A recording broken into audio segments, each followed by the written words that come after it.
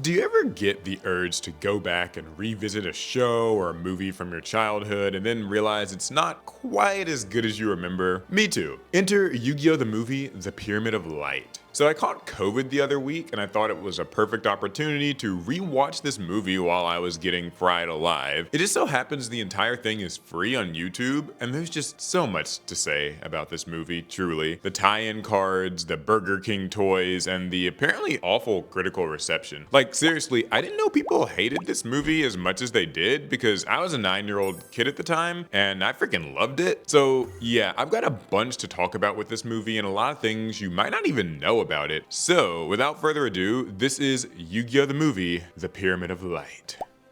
So first we have to set the stage a bit. The year is 2004. The Yu-Gi-Oh! Anime, localized by 4Kids, is a huge cultural boom with the kids. Watching it every day after school is how I, and I'm sure a bunch of you, got into the game back in the day, and for good reason. One look at an episode of Yu-Gi-Oh! You're just hooked. Sharp, striking character designs, cool monsters, and giant battle arenas that they eventually turned into holographic devices the characters could carry around in their arm. And unlike a lot of typical Western shows, Yu-Gi-Oh! Had a real narrative and stakes where people literally battled for everything from the souls of their loved ones to healthcare. And the show, of course, led to the real-life trading cards. Seriously, so many kids at school had these things.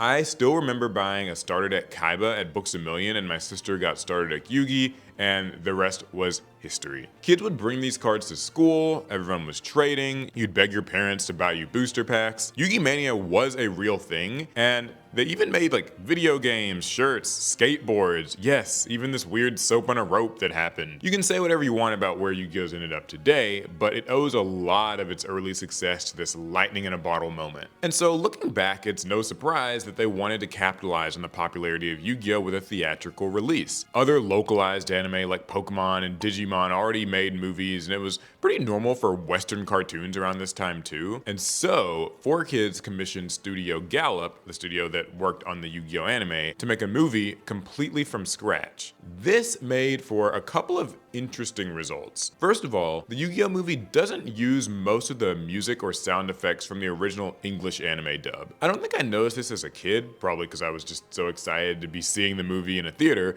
but re-watching it as an adult after going back through some of the original Duel Monsters anime, you do get a bit of a different vibe. Speaking of, the life point counter shown on screen is actually the same one from the Japanese version of the anime, compared to the blue box with yellow letters that we got in the English version of Yu-Gi-Oh! Side note, I never really understood this change to begin with, since it's literally just a box of numbers and it's not like Japanese text, so I don't really get why they changed it at all, but whatever, I digress. The number one biggest change in this movie though, and the one that stuck with me the most as a kid, was how all the cards on screen looked like the actual real life Yu-Gi-Oh! Cards. Apparently, they could do this because of advertising laws. The regular anime on TV after school always had to simplify the cards so they wouldn't look exactly like products in real life, otherwise I guess that'd be considered product placement, and that's really heavily regulated for kids on TV. But in movies, the rules are different, and so they actually showed the real cards instead. Now, contrary to whatever 9-year-old me believed, this didn't mean every card you see in the movie actually existed in real life or had the same effect. Kaiba's deck destruction virus just isn't real and always kind of disappointed me that I just could never get it. And meanwhile, stuff like Card of Demise was just straight up broken in the movie, and it didn't even come out until like over 10 years later, I think. My favorite one though has got to be Pyramid of Light, which just, in the movie, it just straight up says God cards are removed from play, when the real life version doesn't do that at all, and absolutely sucks. Although I guess both effects are kind of trash when I think about it. That's a good segue into the promotional cards they gave out for this movie. So just like the Pokemon movie, Yu-Gi-Oh! Gave kids a chance at a limited edition promo card just for going to see the movie in theaters. There were 4 different cards you could get. The 3 commons were Pyramid of Light, of course, Sorcerer of Dark Magic, and Wadapon. And if you got lucky, there was a super rare Blue Eyes Shining Dragon. If I remember correctly, I think I got a Wadapon as a kid. But man, is there a lot of random trivia about these promo cards. So first of all, none of these 4 cards was all that great on its own. In fact, I don't even know why they included the Pyramid of Light at all, since the Sphinx cards that are mentioned on it don't even come in this set. But more on them in a minute. The real fun fact here is that Blue Eyes Shining Dragon in this set actually couldn't be legally used. No kidding. You have to tribute a Blue Eyes Ultimate Dragon to summon it, but it turns out Blue Eyes Ultimate Dragon wasn't even out yet, at least not in America at the time. It came out in a Shonen Jump magazine the next year, so yeah, until then, your Shining Dragon just didn't work. But the promo shenanigans don't stop there, because they also released an entirely separate pack called the Exclusive Pack. Yes, very creative names, I know. Sold only in card shops to promote the movie. Even more, I guess. Now, this pack had 8 different cards, and the cool thing was that you got all of them guaranteed. I don't know how much it cost at the time, but that's a pretty cool deal either way. This is how you get the 3 Sphinx cards, plus Rare Metal Dragon, Familiar Knight, Pet in the Dark Clown, Inferno Tempest, and Return from the Different Dimension. It's pretty cool that the last card actually saw a lot of real-life competitive play and eventually got banned, and it's still banned to this day. Now here's the last super weird thing. When they released the movie on DVD, it claimed to include all 4 of the movie pack promo cards. But according to Yu-Gi-Oh! Wiki, most DVDs only had a copy of the Pyramid of Light, and you allegedly had to send a monetary fee to 4Kids Entertainment for them to send you the rest. I don't specifically remember this myself, but if anybody from the time can confirm, I would love to hear how that went and exactly how much it cost. This is a great time to talk about the way this movie handles the more mature themes that usually got censored in the 4Kids Yu-Gi-Oh! Dub. They actually use some kind of spicy words and imagery here. Grandpa Moto says both light and darkness will be killed when he's reciting the ancient prophecy. Pegasus talks about drinking wine spritzers before bed. And Anubis says it's not time to duel, it's time to die. And Kaiba even calls Yugi's friendship monologue a bunch of bull. One of my favorite visuals from the movie too is how Pet in the Dark Clown just straight up stabs Yugi with an attack called Bloodlust Slash. 9-year-old me was kind of shook in the theater, like I thought Yugi literally was just maybe gonna bleed out and die in this duel, so I remember that really scared me. So the movie starts out in a weird spot. It's kind of an alternate retelling of when Yugi solved the Millennium Puzzle. The idea here is that when he solved the puzzle, he also sort of unlocked Anubis, the Lord of the Dead. We're told he's basically another of Pharaoh Atem's enemies who's never been mentioned before, conveniently. In other words, this movie is non-canon. Pretty common for a lot of anime movies, especially at the time, since they were usually written separately from the main story, and so they need some excuse to amp up the stakes without actually affecting everything else. That said, I think this story could fit pretty nicely between the end of the Battle City arc and the beginning of the Waking the Dragons arc in the anime if you really want. There's some cameos from My Valentine, Rex, and Weevil, which kind of sets up that arc perfectly. Basically, the Battle City finals have just ended. Yugi has all 3 Egyptian god cards, and he's kind of just living. He's got a big rep and everyone wants to challenge him to a duel. And a fun fact about this intro is that it actually uses footage from the end of the Battle City finals where Yugi just beat Merrick. Even though those last few episodes hadn't aired on TV yet, so it was technically a spoiler. I mean, yeah, you could have guessed Yugi was gonna win, but still, I just remember wondering when I saw this if I'd like missed some episodes when I first was like seeing it in the theater as a kid. Anywho, surprise, surprise, Seto Kaiba is not happy about this. Even though Yugi has the god cards in his deck, Kaiba still wants to find a way to beat him. We get this cool scene of Kaiba dueling Yugi with the Blue Eyes Ultimate Dragon in this virtual battlefield. He doubles its attack, but still loses to Obelisk's infinite attack power. Quick side note, by the way, Kaiba acts surprised when he sees Yugi use this effect, even though we've literally seen him use it back when he had Obelisk, but whatever. Anyway, we find out this was all just a computer simulation, and he's been trying to find a strategy to beat Yugi for a while now. Also, I like how this whole computer simulation setup against the Pharaoh is the same thing that he does later in the Dark Side of Dimensions movie. Poor Kaiba really has it bad for Yugi. It's true. We cut to Maximilian Pegasus, who's on his private island after everything that happened with Duelist Kingdom. Right off the bat, we have another story contradiction here. In the Yu-Gi-Oh! Manga, Pegasus died after Yami Bakura ripped out his Millennium Eye. Now, the anime is a little bit iffier about this, where they have this sort of shadow game, and Bakura wins and he steals the eye, and Pegasus just kind of passed out. I guess the charitable interpretation for the movie is that we're going by the English anime-specific canon, and Pegasus recovered and just lives his own private retired life now, which honestly, goals. He has a dream about the Egyptian god cards and a blue Millennium Puzzle. That night, this weird shadowy figure comes in and sneaks an extra card into his deck. I know I'm nitpicking, but I actually have no idea if this is actually supposed to be Anubis himself or just sort of like a spirit form of him. Yugi's grandpa sees an article in the news the next day about a new Egyptian exhibit, and little Easter egg here, the names of the authors and the photographers that are in that newspaper article are actually all 4Kids employees who work in the Yu-Gi-Oh anime, so kinda cool. Kaiba figures if there's anybody who has the secret to beat Yugi's god cards, it's Maximilian Pegasus. So he flies to see him on his Blue Eyes white jet. So extra, but so cool. Also, this is the debut of the movie original song, You're Not Me.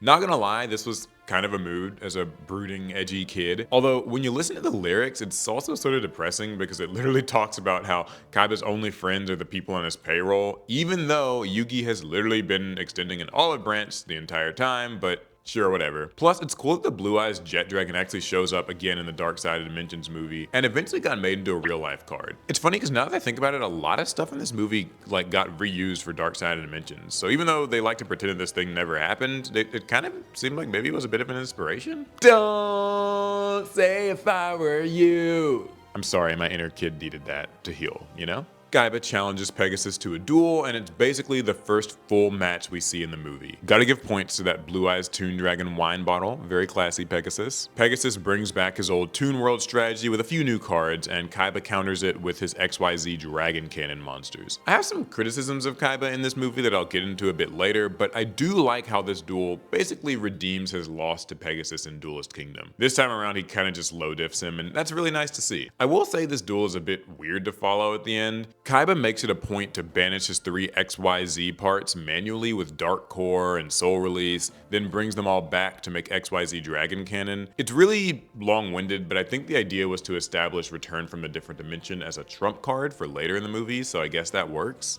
When Kaiba wins, he takes 2 cards from Pegasus, which is a bit of a surprise because Pegasus claimed he only had 1 card for Kaiba, but Anubis, or whoever the weird evil spirit thing was, snuck in another one. Then we see a bit of action from Joey too. It's mostly just a montage of him dueling off people who want to face Yugi, but they do give him some pretty funny lines. Also, I thought it was really cool that this sort of established Guilford the Lightning as his ace monster.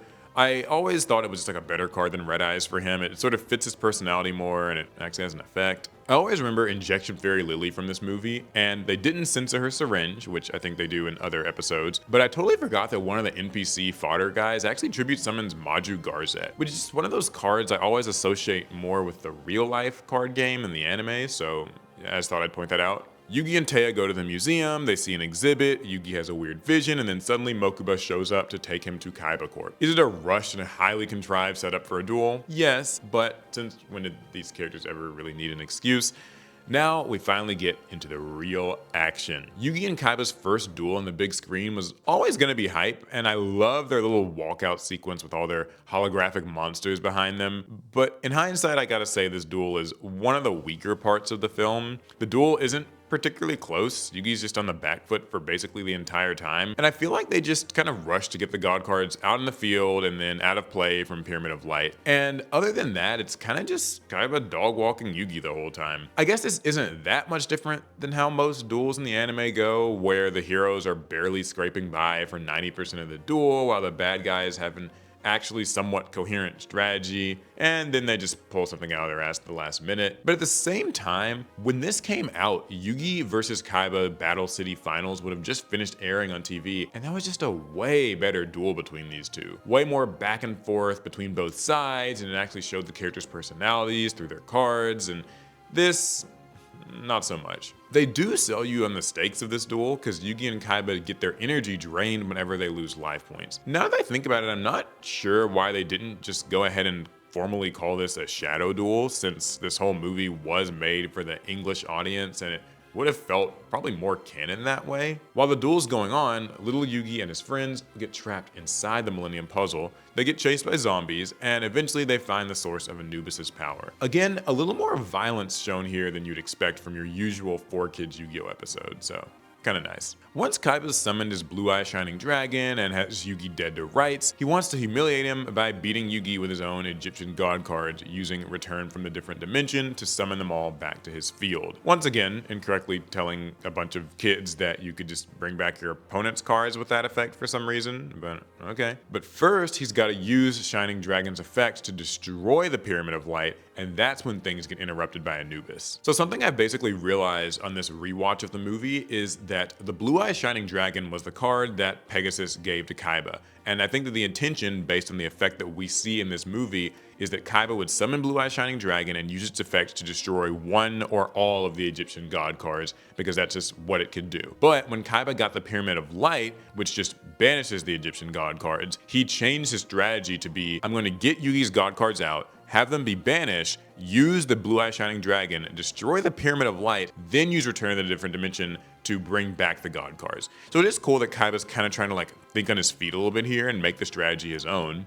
Now at this point, everything kind of just goes to shit. He just sort of has his two Sphinx monsters in his hand and they're on the field now. I will say these things were freaking terrifying to me as a kid. Like I did not like looking at them. But Yugi draws and he uses Double Spell, which by the way, the movie shows diffusion wave motion clearly in his hand, even though he says Double Spell, which like, come on guys, it's a theatrical movie. You overlooked that. This lets him use Kaiba's Monster Reborn, revive Blue-Eye Shining Dragon, and use it to destroy the pyramid for good. For a long time, I had no idea why this didn't work the first time, but magically worked the second time. But it turns out it's because Yugi weakened the Pyramid of Light from inside the Millennium Puzzle. Just another fun tidbit here. In the Japanese version of this movie, which we're going to talk about a little bit later, the dagger Yugi finds in the sarcophagus and throws to crack the Pyramid of Light is literally just a random dagger, but in the 4Kids version, they call it the Dagger of Fate, just I guess adding a little bit of extra drama there. But now Anubis combines his sphinxes to make Thanon the Great Sphinx, which I think he actually mispronounces the name of that. He says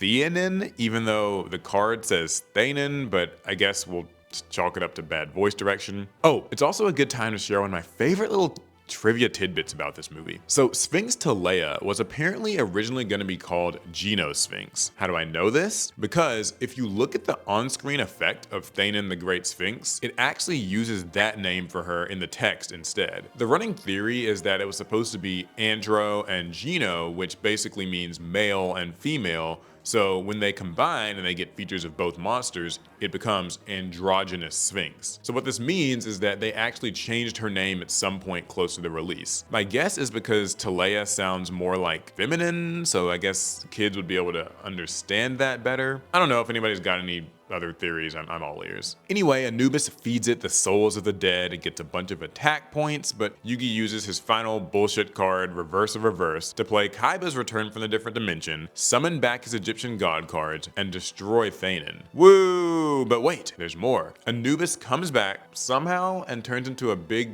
jackal dragon thing, and now the monster's real and it's destroying everything, but it's okay because Kaiba wakes up and he and Yugi combine their strength to summon Blue-Eye Shining Dragon for the third time in this movie and use its effect to destroy Anubis, actually for good. And that's basically the movie. Kaiba's ungrateful, he talks some shit. By the way, his mouth doesn't actually move during this one line. It's kind of funny. And then the credits roll and they play a bunch of songs that were apparently made for this movie, even though like only one of them actually plays in the movie. I think making these sort of extended soundtracks was just normal for kids' movies at the time, but it is a shame that they didn't use more of them. Alright, so let's debrief. This movie did not go over well with critics. We're talking numbers that would put today's hate-watching review bombers to shame. I was scrolling through and basically all of them described this movie as a shameless advertisement for the card game and something that only really appeals to people who actually play the game. And to be fair, I get where they're coming from. If you're this regular film critic who writes for a publication and you've been assigned to go watch and review this kids anime movie, you'd probably be thinking the same thing. The movie assumes that you already know not only the basics about the characters and the world, but also just how the game itself plays. And even then it throws all that out the window at the end anyways, so it kind of just gets into bullshit. Still, I'd say a lot of the critics at the time were kind of missing the point. Even though I'm going to criticize the movie a bit myself here in a second, I still think that the Pyramid of Light movie was exactly what Yu-Gi-Oh! Needed at this period of time. The show was on a cultural high, it's the most memorable arc of the anime that they had just kind of closed out, Battle City of course, and having kids convince their parents to take them to see a movie in theaters was a huge deal in cementing the brand. It was a good capstone, I think. Now with all that said, I've got like 4 big gripes with this movie, and I'll try to keep them quick. First of all, I think that the duel itself just could have been a lot better. I mentioned it before, but this duel was super one-sided. I mean, I know it's gotta look like a struggle for our MC, but like, come on. We've seen a way better duel from Yugi and Kaiba, or even duels like Yugi versus Strings or Yugi versus the Rare Hunter who had Exodia. I think they did a better job of like selling the tension and the strategy. Oh, and this duel's got the infamous mistake where they forget that Kaiba has Paladin of White Dragon in his graveyard, which would have given Blue Eyes Shining Dragon enough extra attack points with its effect to just win the duel outright. I don't know, I just think that the duel writers kind of phoned it all in for this one. Second, I think this movie actually does a really big disservice to Kaiba's character. It's supposed to be after the Battle City arc where Kaiba overcomes some personal demons and grows as a character, and we see that he has more depth and more respect for other duelists and all that jazz. But for the movie, they basically just reverted him back to his pre-Battle City self where he's just arrogant and like willfully ignorant. They probably did this to make him feel sort of consistent with how the English dub likes to portray him in general and sort of, downplay his good qualities. And maybe they thought that it's a movie, it's better to just turn him into a caricature, but like, I don't know, I just don't like it. The one good thing I think the movie does for Kaiba is giving him that redemption against Pegasus, that I really like. But on a related note, the movie kind of makes it sound like Kaiba's been challenging Yugi for ages now to countless duels and he keeps on losing. But given where this seems to take place in the anime canon, I don't really see how that would happen. But maybe I'm just nitpicking. Third thing, this movie did a terrible job with handling its villain. Like I said before, I totally get that this is a phoned-in anime movie, so they basically just had to make up a one-time bad guy that can show up, influence this very isolated plot, and then get wrapped up in a nice little bow, never to tarnish the established canon again. But still, Anubis is only in the last 10 minutes of this movie, and that's kind of it. He's supposed to have battled a Tim 5,000 years ago, but like, if that's true, I would have liked a little more dialogue between the two of them, like, even if it's small. Maybe show us that Anubis remembers certain parts of a Tim's dueling strategy and uses that to his advantage, or hell, at least just have them actually duel for a few turns instead of just Sphinx monsters and Shining Dragon. And maybe this is the Yu-Gi-Oh! TCG fanboy in me speaking, but I think that there was actually a lot of potential to develop the Sphinx strategy, and we kind of missed out on that for just this diet Yugi Kaiba duel. Hell, the man could have used the actual Judgment of Anubis card, like, just for flavor. And give me a few more details on exactly what it is he wants to gain from coming back now. Again, I get it, this was just a silly kids movie and I'm overthinking it, but still, I think that would have been the bare minimum. I actually really like the look and the idea of this reverse Millennium Puzzle, so it'd be cool to just see a villain who's more of a direct foil to a Tim in the same way. It's a shame too, because I think his actual design looks pretty cool and like genuinely menacing for the 5 minutes he's on screen. I will leave this point off with a bit of a hot take, and you can argue with me in the comments, but I actually think Anubis is an arguably better villain than Agami in Dark Side of Dimensions. Agami gets way more screen time and better development, and he's part of an objectively better movie, yes, but I think Anubis did actually feel like a more threatening big bad, and he sort of pulled the strings, whereas Agami is kind of incompetent and just gets sidelined in his own movie, but that's a conversation for another video. And last thing, the animation here is just Like, don't get me wrong, it's a solid step up from the average episode of Yu-Gi-Oh!, but at the same time, we've seen better. Do you know the name Takahiro Kagami? You probably don't, but I can promise you've seen his work. Remember when certain episodes of the anime just suddenly looked like really good for some reason? Like these sharp, striking frames where all the characters looked perfectly on model, they meticulously animate the draws and the summons and the attacks. Yugi versus Strings, Merrick versus Bakura. Yeah, he's who you have to thank for that. And honestly, they should have gotten him on this movie. His style nails that Kazuki Takahashi manga panel look perfectly, and it's just so memorable. Meanwhile, Pyramid of Light is alright. I won't say it aged badly or anything, but it's just not quite the look I imagine when I think of iconic Yu-Gi-Oh! Scenes, if that makes sense. That and this movie just fumbles a lot of really basic animation mistakes. I've pointed out a couple already, but they just consistently show the wrong cards in people's hands. There's a scene where Yugi's got 2 copies of the Winged Dragon of Ra in his deck. It's all stuff that probably could have been caught with an extra pass during post-production, but you can tell they probably just rushed this movie out the door. Did they ruin the movie? Absolutely not. 9-year-old me literally didn't notice any of this, but I'm trying to offer a balanced critique here, so I gotta point it out. There's one more interesting thing about this movie that we have to talk about before we wrap. So technically, 4Kids asked Studio Gallop to make this movie, and it was supposed to be for the Western English Yu-Gi-Oh! Audience. However, the movie, of course, still released later on in Japan. The weird thing though, is that the Japanese version is actually different. It's got over 10 minutes of extra footage that they just, for some reason, cut from the English version. Like, when you look up the list of differences, it's mostly just a bunch of shots that like linger for a couple extra seconds in the Japanese version, or shots that fill out scenes more, like this one at the beginning where Karibo looks at Yugi from behind his bed. They cut that out for some reason. There are a few structural changes to the story, like the duels with the people in Domino City happen before Kaiba duels Pegasus, which kind of just shifts the pace of the movie a little bit. But that's mostly it. And this is all odd to me because unlike the anime where they'd cut little tidbits out to avoid violence or other controversial imagery, we already know this movie wasn't really concerned with censorship, so what gives? My personal theory is just that 4Kids got the finished version of the film and they snipped off whatever frames they could to make it fit perfectly in that 90-minute runtime. I don't know if this was supposed to be like a standard time frame for an animated film back in the day, or maybe it would have fit like better into a TV time slot in case they wanted to air it on television. I don't know. It's lame that they didn't even include the extra footage as an extended cut in the DVD release, but this is 4Kids we're talking about, so we're probably just expecting too much from them. Alright, so overall, what do we think of Yu-Gi-Oh! The movie, The Pyramid of Light? As critical as I've been in this video, I have to say, I still have a soft spot for this movie. I know it's just the nostalgia speaking, but when I say, as a Yu-Gi-Oh! Fan at the time who was playing the game and glued to the TV screen, you just had to be there.